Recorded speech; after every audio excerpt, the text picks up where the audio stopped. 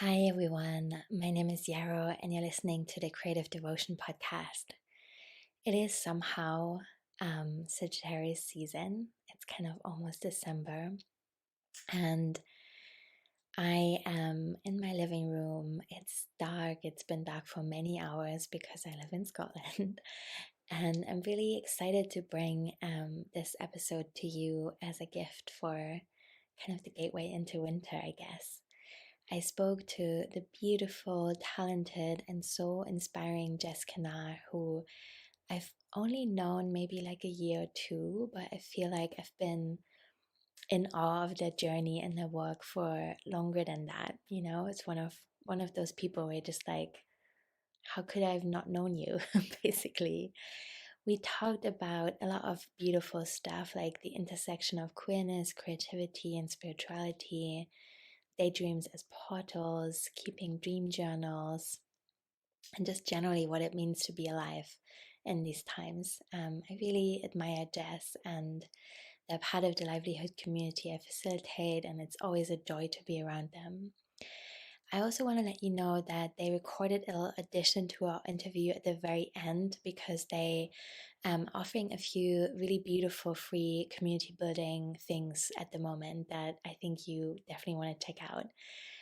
They're dream circles and creative spaces, and it's really not one of those, here's this free thing, now buy XYZ kind of things. They're just a very generous, loving community building person.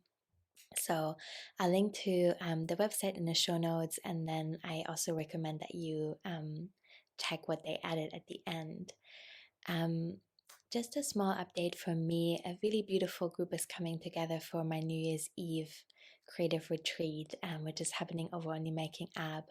If you want to check that out, I'll link to that in the show notes as well. And I'll come back soon with a solo episode. And in the meantime, I'm sending lots of love your way. Hi everyone. This is an interview that I feel so creatively tickled and excited about already. I'm speaking to Jess Kennard, who's part of my business community and with whom I had a really beautiful dream session last year. And it's hard to describe because dreams are so personal, and I just have such deep creative admiration for this person, and I'm so excited about their work. And I left this session feeling like, wow, we sorted my whole life out. So I'm really curious to talk more about dreams and creativity and how all these different things tie together. So, Jess, thank you so much for being here. I'm really excited to talk to you. Me too. I'm really excited to be here and also talk about dreaming because it's one of my favorite things. Yes. So let's begin super gentle by seeing where you are in the world and what nature's like around you. I love your color palette, by the way. Whenever I see a picture of your garden, I'm like, ooh, what a cool landscape that is so different to mine. Yeah, so I live on land that belongs to the Southern Tiwa speaking people. And in their terms, their traditional terms, I would say that I am living kind of in between Turtle Mountain on the east and Big River to the west, and the village of Kickflint to the south, and the village of the Green Reeds up to the north.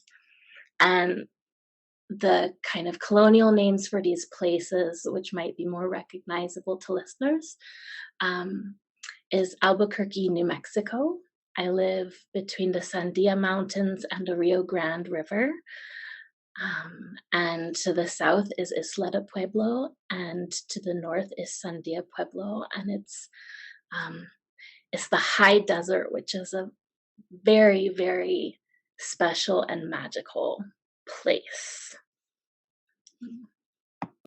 Also, I remember when I first saw the word Albuquerque in writing, I was so fascinated by how it's pronounced. It's like, what a magical word. So cool. Yeah, and my next question, you can really take this in any direction that you like, but I wonder what dreams mean to you at the moment, and maybe also specifically in the pandemic, because I know lots of us have been dreaming differently. Oh, yeah. This is a big question, right? Because in one way, dreams is this really expansive concept to me, um, that includes things like in our Western culture of, sleeping dreams, or like personal future dreams, which I think is how we most often talk about them. But it also makes me think about like collective dreams, that we create when we're doing um, organizing or activism work. And it also makes me think of daydreaming, even like as a neuroqueer person who has spent a lot of time in imaginal space. I think like daydreams are kind of the unsung heroes of the dream world. um but then you also have, right, like more traditional or indigenous cultures where dreaming has very specific and very different meanings from what it means in the West, um, or in the Western world, air quotes. Um, and then to me personally, dreaming has um, a strong tie to my lineage, my ancestral origins. Um, I am the great, great, great, great granddaughter of a woman named Margaret Cohen, who was a prophetic dreamer in her communities and is known as that in the records. And so I feel like my personal dreaming practice is, um, in a way, an honor, or like to be in more connection with her. Um, I want to share something about this that's a little bit kind of fun. Um,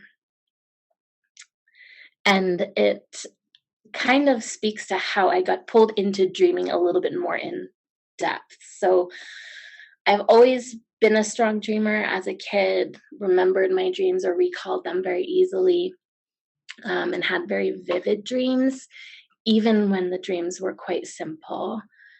And I've recorded them in journals throughout the years, and but never really kind of mm, put that much emphasis on them until more recently, um, when I found the recorded dreams of my great grandmother Margaret. And the reason that this sparked something is because when I was a small teenager, maybe like 14 or 15, um, I like one afternoon was goofing around with my mom just out in the street in front of our house. And I was jumping around and dancing around and shouting out the silly phrase, just, "I'm a beautiful butterfly." Um, and I kind of asked my mom how to say it in German because that's my family's original language. And she shared it with me, and it's a lovely phrase. It's Du bist eine hübsche Schmetterling, right? This is a very like fun thing to say. And so this phrase kind of followed me throughout my adolescence, and over the years I started asking people that I would meet from different parts of the world how to say this phrase in many different languages. Um, and it became something that was just kind of an icebreaker for me, helped me with socializing. Like, I mean, it's just carried with me, the silly phrase, "Du bist eine hübsche Schmetterling," or "Ich bin eine hübsche Schmetterling," actually. Um, And fast forward to about a year before the pandemic, when I find these dreams from my ancestor. And one of the dreams that was recorded is a dream that she had, I believe, in Scotland, which is where she's from. And she dreamt of thousands of butterflies leaving her dress from like her chest or her bosom, right? This is how the image is that's been passed down. And she actually only had one child in her life, and that was a great, like, kind of sadness for her. And this dream came in response to that sadness. That's the story that's written. And her son ended up having like 20 children or something wild. And so his descendants are really many, many, many people. And this dream came to be known in the community, and her descendants, her grandchildren and their grandchildren and their grandchildren's grandchildren became known as Grandmother Margaret's butterflies. And when I found this dream, decades after inventing this goofy game, I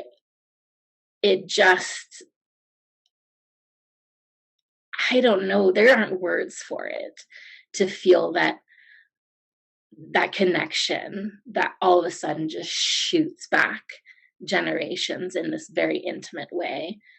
And so when the pandemic hit, all of this was kind of fresh on my mind. And I knew we were going to be inside. And there was lots of talk of dream practices. But it became really important to me to start exploring my own dream world and connect to this particular ancestor in that way. And so that's a very long story. But it ended up kind of pushing me in this direction of gathering in dream circles with friends and community. And so I've been practicing dream work in a more intentional way through art and journaling and gathering in community for the last 2.5 years. Yeah. So incredible. I mean, I didn't know that your family speak German, and what a beautiful dream, what a beautiful, meaningful connection, and what a incredible, idea to hold in your own identity to be a beautiful butterfly. Like, just incredible. I love it so much. You want to tell us a bit more about, like, what were your first steps in dream work? If people are curious, what would you say is really helpful? What was good for you? Yeah, I think, I kind of started backwards, but I don't think there's any one way to start. There's a lot of different ways to engage with your dreams. I started by calling together this group of my former classmates from my art therapy program, my graduate program, who had run dream groups during school as part of their practicum experience. And so they kind of taught me, and we started co-facilitating, creating this dream group practice where we share dreams with each other and kind of set intentions for how we're going to recall things. And we work through dreams creatively with art images or poetry or movement. And then sometimes dive more deeply into the message of a particular dream. And being in that group really helped give me kind of the container for deepening my personal dream practice. So I started keeping a dream journal. And when I didn't feel like I could write my dreams down because I have kind of chronic pain issues in my arms and hands, and so I can't always write or type, I would just record them on my phone even. So any way I could kind of catch them and hold them within myself, I would. Um, and then I just started kind of obsessing about dreams a little bit more than my friends. And that took me into books and podcast interviews and workshops and, like courses at my school and um, conferences and other dream circles of different styles. And that's, I think, what's just kind of, it's been this natural tumbling process. But if folks are wanting to start engaging more with their dreams, you only need one dream. You don't have to be a prolific dreamer. You don't have to have lucid dreams where you're, conscious in your dreaming. You can even start with a daydream. Um, you know, you can put on a visualization. There's lots of them out there on YouTube and Insight Timer and things like that. And you can even work with kind of dream journeys in that way. Just record them, pay attention to them, make a collage or write a poem, and the dream world will hear you and know that you are inviting that relationship in. Yeah, I love this reminder that there's so many ways to dream and also so many different ways to record dreams. And I love it so much whenever I see you visually respond to something complicated. I'm like, you have such a great visual vocabulary, and it really inspires me to maybe do some doodling alongside my normal dream writing as well. You do many different things, though, and I think your practice has shifted a little bit in this past 6 months, 12 months. I'm not totally sure, but I wonder if you maybe want to speak a little bit more to what ecotherapy means to you, how you're weaving art into your practice. Just what are you into right now? Yeah, so I graduated from my art therapy and counseling program at the very beginning of the pandemic.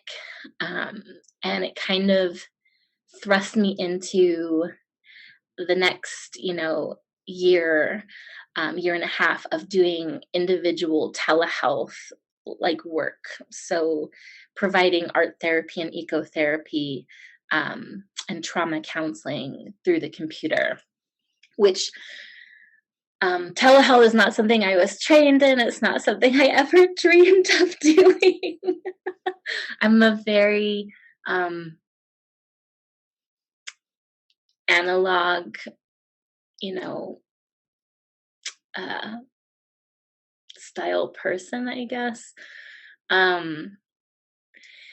Which, I think is kind of part of even what brought me into art therapy and ecotherapy, the tactile and very like intimate and like present experience of being with art materials and creating, or being with the more than human world. So I guess the first year and a half of my practice out of grad school was really not what I expected, and it ended up being really, really hard, especially because I was doing a lot of trauma counseling, which I happened to be really good at, but it was not something I was prepared to do or ready to do personally, considering my own recovery or healing journey. And I ended up burning out really fast. And in April of this year, in 2022, I realized I could not continue working anymore, that my nervous system was just shot.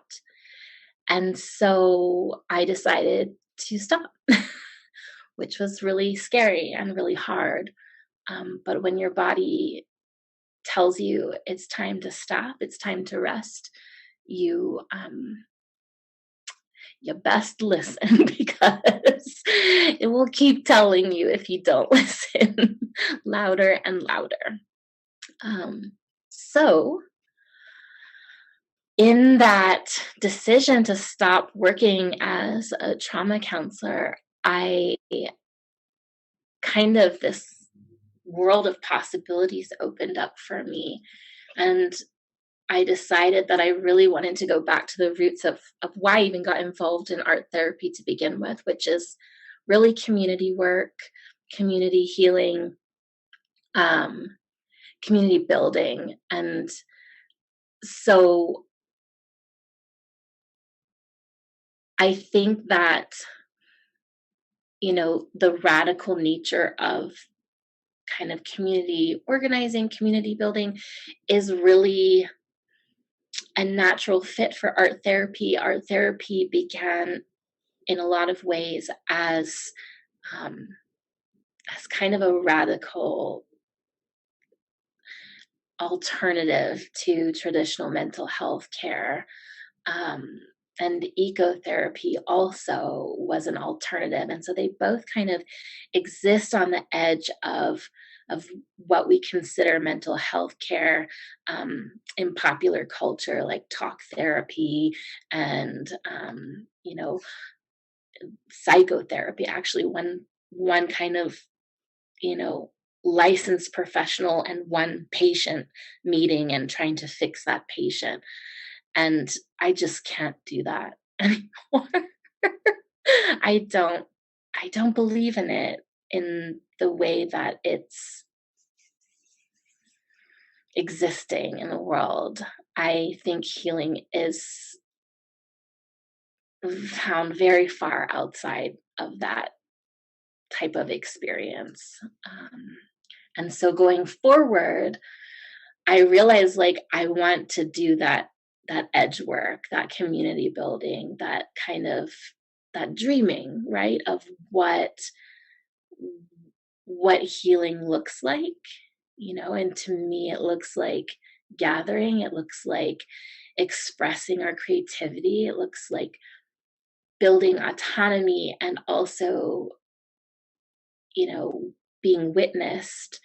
And it looks like that not just in relationship with other humans, but in relationship with those that came before us, those that are going to come after us, in relationship to all earthlings, to,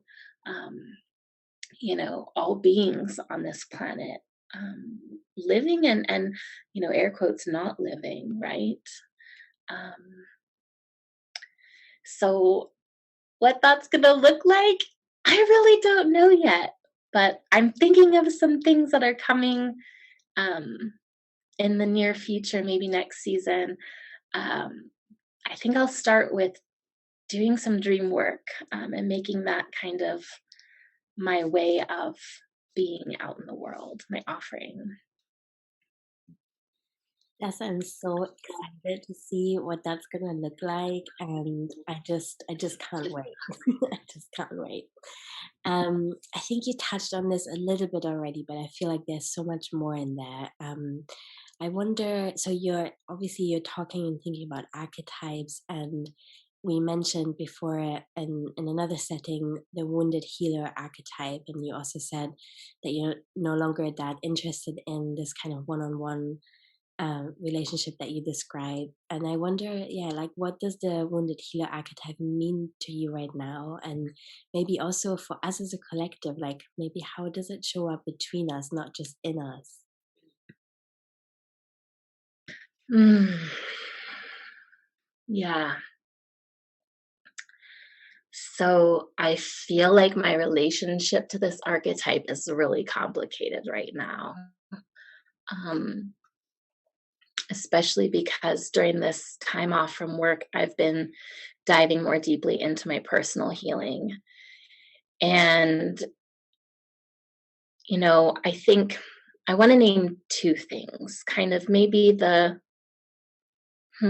maybe kind of we talk about, the Jungian idea of archetypes is that there's this like light side. I don't particularly like that word for it, but that there's like the light side, or how does Kim Krans talk about it? Like the imbalance aspect of the archetype, and then the shadow or out of balance aspect of the archetype. And I think when we think of the wounded healer, that that archetype imbalance kind of points to kind of these they're contemporary but also ancient, I guess, ideas that to become a healer, to become a medicine person, and this is, I think, still true in a lot of indigenous cultures, that you have to go through your own healing, that becoming a healer or a medicine person, or in anthropological terms, a shaman, right? Like Western anthropological terms, that you have to kind of be broken open by your own wound and experience medicine for yourself, to learn how to offer that to someone else, to receive the gifts of being being in touch with kind of both sides of the world, meaning like kind of the waking world and the underworld, right? Or spirit world. And I think that's lovely and really true. I find a lot of truth in that. But then there's this shadow side of this wounded healer archetype, which I think is the fact that, especially, in as the result, the consequence of colonialism and imperialism, in all over the world, that our natural and most wholesome or safe or like supportive way of existing in the world, in community with a lot of connection to others and to the world around us, has been broken. And over the many generations, it shows up as trauma, like lineages and very concrete trauma experiences that folks have. And they're developed when you're a survivor of trauma, you develop a lot of capacities for things as survival tools. And that can include things like empathy or sensitivity to your surroundings, to your environment. And those capacities get exploited, I think, in our culture by the mental health care system. I think that the way it's set up, people who have been wounded, who are walking around with trauma histories, are gathered into the pool of laborers who will become, therapists and counselors and social workers, and other types of healers as well. And the way that our capitalist systems are still working, the medical industrial complex re-victimizes people that are put in those roles. And so you get these wounded healers who never get a chance to heal, who are further traumatized by being asked to treat a wound that is not of their own origin, right? To treat a communal wound, like an intergenerational wound, and the capitalist system just sucks people dry. It's so extractive that you get these people who are so hurt, who really care about healing themselves and healing others, and they end up more wounded by the system than they even started out. And that's where I'm at right now. I'm in that shadow zone of this archetype of just feeling completely um, stripped of my life force. Thank you, Jess. That was so beautifully articulated. And yeah, I couldn't have put it better in many ways. This is something I've been feeling, but I've never really put it in those words or really thought about it this clearly. So thank you. Yeah. Whew, I, mm. I don't even know where to go from here. So I just want to sit in this and marinate a little bit. But I want to ask you more about this idea of the sacred third, which I think is your new business name. And I heard you talk about it a little bit and really loved it. So anything else you want to share in that direction, I'd be so grateful. Yeah, that was a heavy share. So this is a nice transition to maybe not such a heavy topic. So yes, my business going forward is the Sacred Third Creative Wellbeing. And the Sacred Third is a concept I've been sitting with for several years. I think I was first introduced to this concept not as the Sacred Third, but as but kind of in that vein by the artist Jonah Welch, who is they're known for the Trans People Are Sacred billboards project. I'm not sure if you're familiar, but they're a lovely kind of spiritual artist. And they've written in the past and spoken about this concept of divine androgyny as kind of a response to the binary of the divine masculine and divine feminine.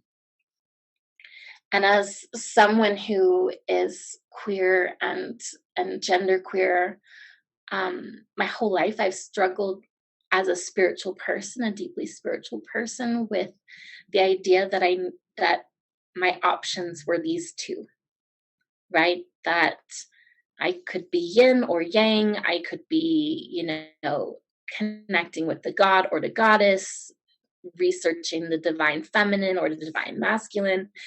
And I never saw myself in those things, those concepts. I relate to them because we all experience them and have them within us, but I didn't feel named by those concepts. So when I came across this from Jonah Welch, and they talk about something really interesting, which is the idea of kind of the divine masculine and the divine feminine being 2 points on a triangle, and that the transition, the meeting, the union, or the existence between the two as this alchemical point, and that alchemical point is sacred in and of its own right, not in becoming one thing or the other or being both, but just sacred in and of itself. And so that idea of the sacred third, like this sacred third point, I'm not attached to the idea of 3 or that number or anything. It just to me means what else is out there? What is other than these binary spiritual concepts? And that has just developed into explorations of the sacred nature of trans people and queer people. The kind of sacred aspects of transition, period, whether that's being kind of this trickster, shapeshifter energy, which I deeply, deeply relate to personally, but also kind of as just being comfortable in that liminal space to in between the not here nor there. So it's really spiritually, it's like something I could think about and talk about and write about and dream about ever, ever. But when it came to my business, it felt like such a natural fit because, um, I really focus my work on serving my own community. Um, and then that kind of even evolved into, when I realized that I was neurodivergent, it kind of that wove into the idea of the sacred third of divergent thinking as also being that alchemical point. Um, when I think of my community and lineage as a queer person and genderqueer person, like that divergence is so essential to our being, right? And there's something so magical and wise about that place and that experience, and then I'm totally rambling, but it's because that's kind of the sacred third is this idea that of possibility, right? And so my brain is just like naturally goes to what are all the possibilities? And we talk about, triads and body, mind, and spirit, right? Like in healing, we focus on the body and the mind, but spirit is really important. That's also a sacred third space. And in art therapy, we talk about the relationship between the therapist and the client and the art being referred to as the third hand in that therapeutic relationship, which is such a beautiful concept. And so all of this kind of jumbles together, and that's how I landed. It just fits in so many ways.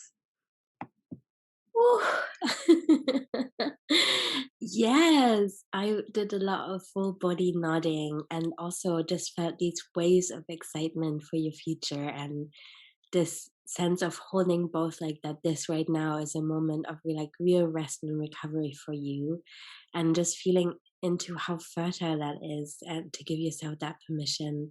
I'm in a similar space and yeah, I'm just really happy to see other people doing the same and trusting that the pause is sacred as well, and that these kinds of ideas form in a really quiet space, often of stillness, and not as much doing and thinking and engaging as we often tend to think.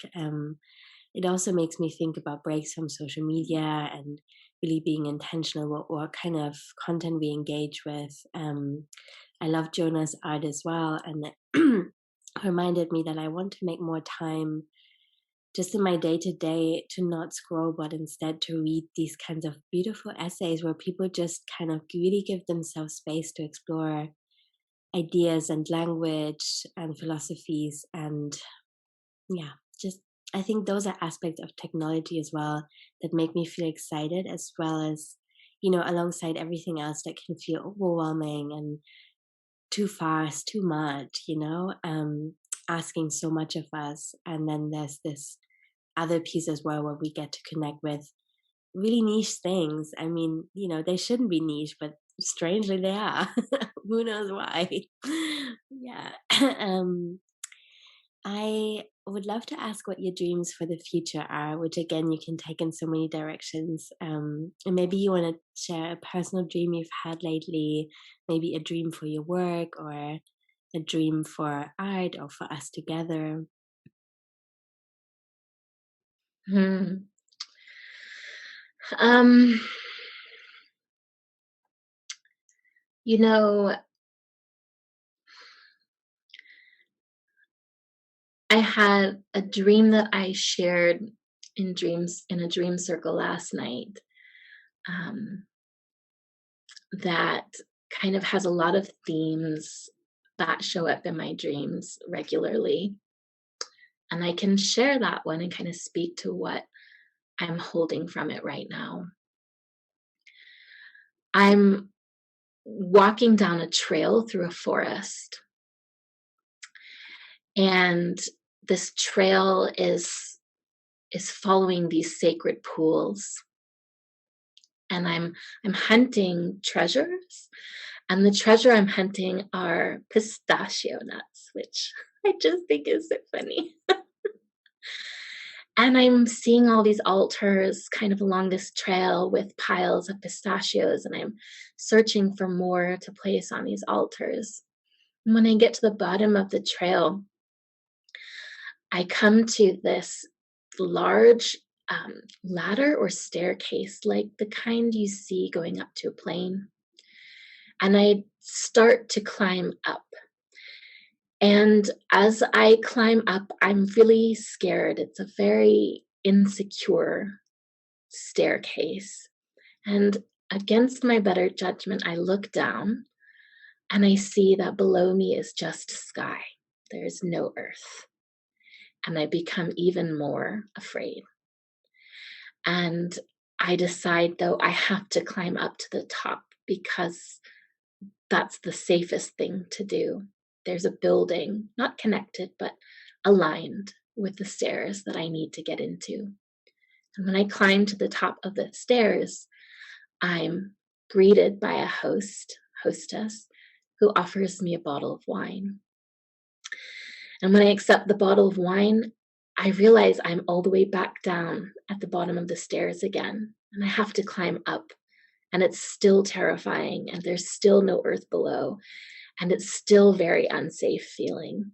But I get to the top again to be greeted warmly once more and offered another bottle of wine before I go into the building and then wake up.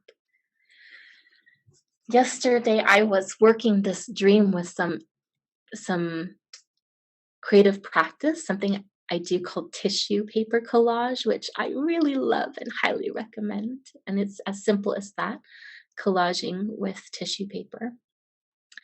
And I realized that what this dream was really focusing on was this theme of a lot of comfort and curiosity and excitement about diving down, about descending, but a lot of fear about climbing up and ascending to something different and feeling really unsafe doing that. And those relate to such personal themes and even kind of relate to my experience in my livelihood right now of feeling really afraid to kind of climb up higher than where I've been before. I feel really comfortable diving into the depths with other people in their trauma and their brokenness or woundedness.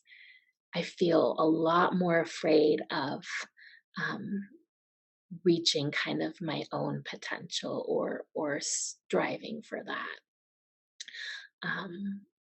Maybe even afraid of kind of leadership, right?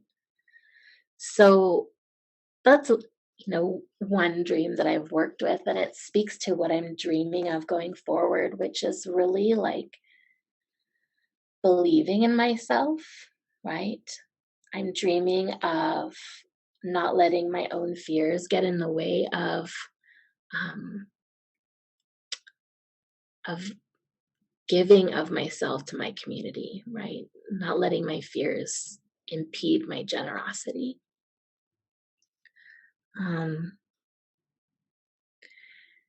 And what that looks like is taking things slowly and gradually and gently and not moving fast, and allowing myself to start over and change my mind and scrap things, and even return to things, right? So I'm really hoping to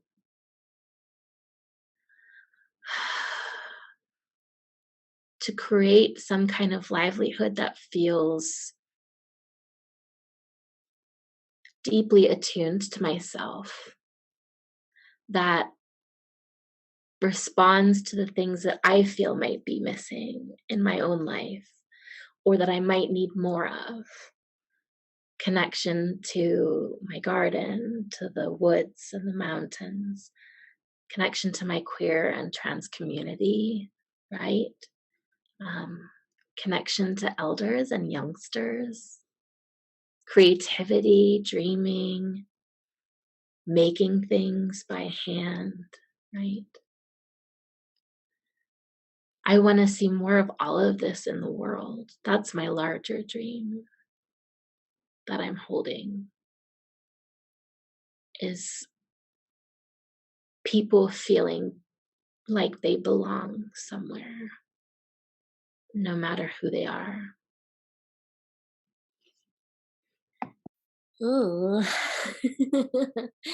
Yes, I feel so much resonance with that. I think that's so simple and beautiful and really something that I like to return to when I feel overwhelmed or the questions are just feeling bigger and bigger each year, and just stepping out of that complexity and coming back to thinking about what it means to be right sized, to climb up and make a lot of space for this exploration and these questions, but also to remember that at the end of the day, I think we're all craving intimacy and togetherness in whatever it is that we're experiencing, in the sense that we also set up to experience it together, whatever comes next, which is scary in lots of ways. Yeah. Is there anything that you feel like I haven't asked about yet that you really want to talk to? I feel like we've covered a lot of ground and I just loved everything you shared. And I just want to see if there's anything that still needs a little bit of attention. Yeah, I feel like this conversation has been so lovely, um, and really just flowed in this wonderful way. And I feel really complete with what we've talked about. I'm excited to listen myself. Me too, yeah. So before we go, obviously you are in transition at the moment, but I would still love to share with people kind of maybe what might be in your future and how they can connect with you. Yeah, so you can find me online at my website, which is just my name, jesskennard.com. And, coming up, I'm really excited to start engaging with community again in the late summer and fall. So maybe by September and October. I'm planning on kind of coming back into that capacity with a creativity workshop called Drawing Deep, um, which will be donation based in the early fall, and then with a dreaming circle. I'm calling it Dreaming Queerly. It'll be um, an art dream group or creativity based dream group for queer and trans folks, however people identify. And then I'll also be opening up with those one-on-one dream sessions that I did with you last year, which was so fun. And I call those dream casting sessions, and they're individual dream work sessions. So you can um, find out on my website how to work with me, spend 90 minutes with one of your dreams in an intimate, kind of container to find out the meaning of your life. Just kidding. These are so good, and I don't think that is an oversell. I really loved my session with you so much. It just gave me so much clarity and really pulled all these different threads together. We talked about a dream that I had had many times in my life, and I just looked at it, with this totally new perspective. And it was so beautiful to have this time and space and container to really honor it in the way that it deserves, rather than just like waking up and feeling like, oh yeah, it's stream again. Okay, my day is starting now. So yeah, so excited that you're going to do that again and for these groups as well. Thank you so much, Jess. It was amazing to talk to you, and I'm really excited to share this. Thanks so much as well. I had such a nice time having this conversation with you, and I look forward to working with lots of folks and their dreaming in the future. Mm. Hi, it's Jess again. Thanks for listening to Yarrow's and my conversation. Before you go, I want to share about the 2 community care projects that I'm facilitating in 2023. Actually, I'm really excited about them, and I'm starting them early this December. The Creative Care Circle is an art hive for healers, caregivers, and public servants with marginalized identities and our loved ones. The Creative Care Circle happens online every first Wednesday from 5 to 6:30 p.m. Mountain Time. No art or craft experience is necessary, just a curiosity about creative self-care and a desire to be in community with other healers.